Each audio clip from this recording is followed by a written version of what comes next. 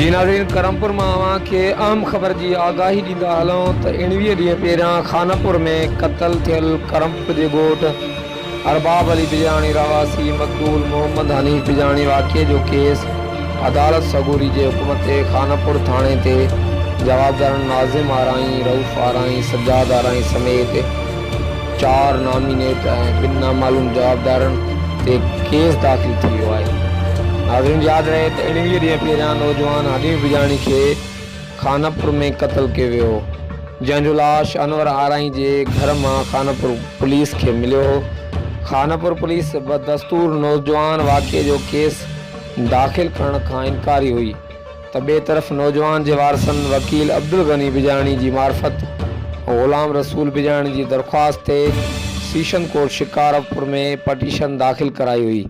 अदालत सगूरी के हुकुम ते अज खानापुर थाने ते